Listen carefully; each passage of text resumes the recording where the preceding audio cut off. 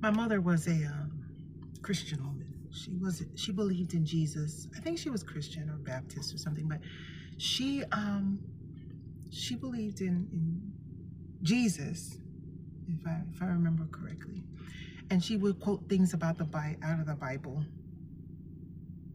And she said something. She would say something. A lot of the things that I know that happened in the Bible or was said in the Bible was because my mother would say it. And she would say this thing about, which I totally believe. It's not physical. The battle is spiritual. She was like, everything that happened on earth, everything that's happening in your life, there are spirits around. It's like we're pieces in a chess game and these spirits are just playing with it. Anyway, it made me think about something. Let me say something. I peep things obviously different than most people. Like most people have a specific religious dogma and they interpret their life according to that religious dogma. I don't have that. But what I do, I will take that same religious dogma and I'll interpret it in a spiritual way, not a Christian or a Buddhist or a Muslim way, but in a spiritual way. So that's why it brings me to say this. I'm just feeding off of a situation that was brought to my attention the other day. I think it was Friday, last weekend. And it's deep. Things are so deep out here. Just making an observation. Nothing that affects me directly at all. But just making observations and watching the world and seeing how things go and flow. No matter what belief system a person has, people are powerful out here. There are really powerful women and men, but there are really powerful people out here. And again, it doesn't matter what religion you subscribe to. Because let me give you an example. Let's say you're a woman and you're a spiritually powerful woman, and let's just say that you have a man, and let's just say he's not acting right, he's not doing right, he's hot and cold, he cheats, he's not consistent, right? And let's just say you're a woman who happens to be spiritually powerful, but also very gullible, whatever the case is. But you're in a place in your life where and let's say you practice for the most part good. Let's say you're not a witch or a bad witch or an evil person, but whatever you practice for the most part, let's just say you try to be a good person.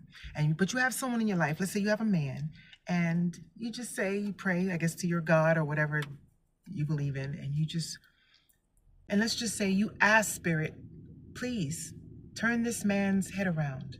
Turn this man's heart around. I want this man to see me for who I am. I want this man to see that I do have his back. I want this man to see, please make this man leave all these other women alone and focus on me. Let's say that woman who happens to be powerful, regardless of what her religious beliefs are, she sends a prayer up to Spirit, to God, to Jesus, universe, whatever you call it, spirit guides. Got to be careful what you ask for. Because let me give an example. True story. A woman prays to her God, prays to Jesus, or whoever she prays, it is Jesus. And she says, I want this man to treat me right. I want this man to come back and act right. I want this man to focus on me. I want this man. That man might start going through hell. He might start suffering and losing a lot of things, investments, money, cars, whatever he has. That man will start to crumble. You know why? Because there's a woman that's praying for him, and not praying for him, not in the way you think, praying for God to bring him to her feet, to make him get on his knees and drop to his knees in front of her. A woman can do that. A man can lose everything, lose his job. Let's say for argument's sake, there's a man and he's doing well. He's working, he's got his own shit, he's doing, and whatever. And then the woman she says that little prayer. It's not good enough. He's not, he's not moving fast enough for her. And then she puts out prayers to her God. And all of a sudden he loses his job. Now he has to be with her. He has to come back. He has to drop to his knees because he's dependent on her. Her prayers are powerful, so powerful that it would break the man she claims to love just to bring him to his knees and at her feet.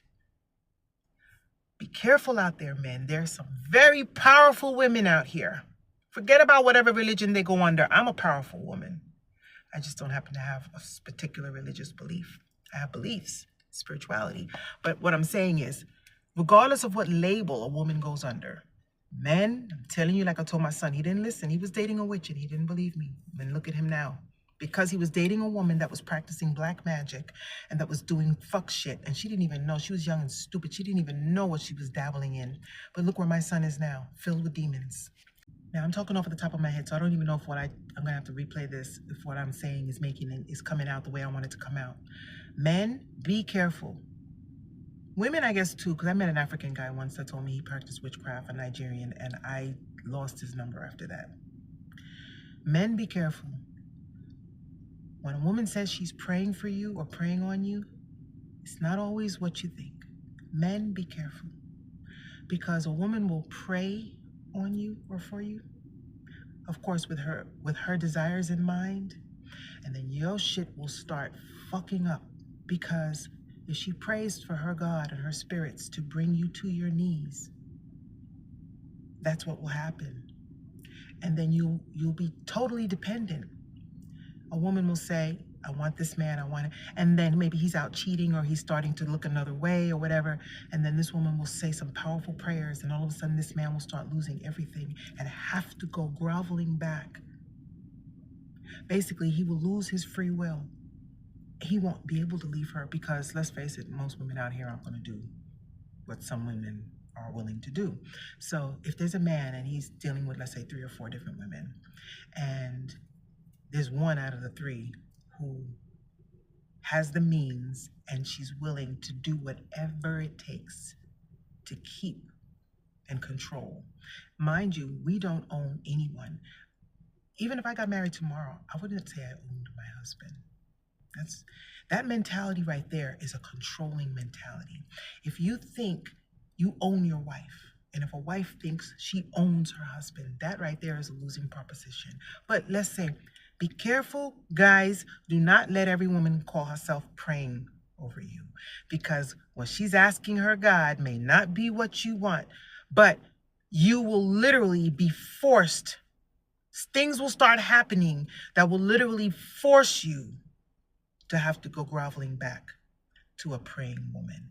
Things will start happening. Your life will fall apart and you won't be able to survive without that praying woman. She will control your every move. She will control you. You will belong. You will be in debt to her. Imagine someone taking care of someone, not a child. Imagine someone being so in debt to another person that that person couldn't leave even if they wanted to, because where are they going? It's like a woman that's been married for 30 years and then her husband leaves her for a younger woman. Okay, what is she gonna do? She has to stay or put up with the nonsense. She has to stay with the cheating husband. Let's say he doesn't leave her. Let's say he's cheating, but he doesn't leave his wife. Where is she gonna go? Because she's dependent on that husband. Men, be careful. Sometimes you men lay a trap for a woman and end up getting caught up in your own web, your own trap. A man will set out, maybe, I don't know, he just love a woman, get with a woman for the wrong reasons, whatever the case, but end up ensnared in such a web that he loses his free will. There's nothing he can do because he's totally dependent. He put himself in such a position that he is completely dependent. And again, that praying woman, and not only, they don't have to be religious. There's women of all different cultures that this goes for, but will gladly have a man that doesn't work, doesn't have a job, is going through problems, or maybe has some baby mamas out there that's taking all his paycheck. There are women out there that would love a man. I call them a man child, that would love to have a man that is so down and out, because That type of woman is dangerous because she wants a man who's dependent on her. She wants a man that can't walk away because she holds the power. I'm paying for everything. What other woman is gonna do for you like I am? Ain't nobody gonna pay your bills. Ain't nobody gonna pay your child support. Ain't nobody gonna take care of your household. Ain't nobody. It's like the roles reversed. And a man, what is he gonna do? What is a man gonna do? Nothing. He can't do nothing. I mean, a real man can do something. But I'm saying, what is the average man gonna do? Sit around and let a woman take care of him. That's the point. Be careful, guys. Everything that seems like a blessing ain't necessarily a blessing.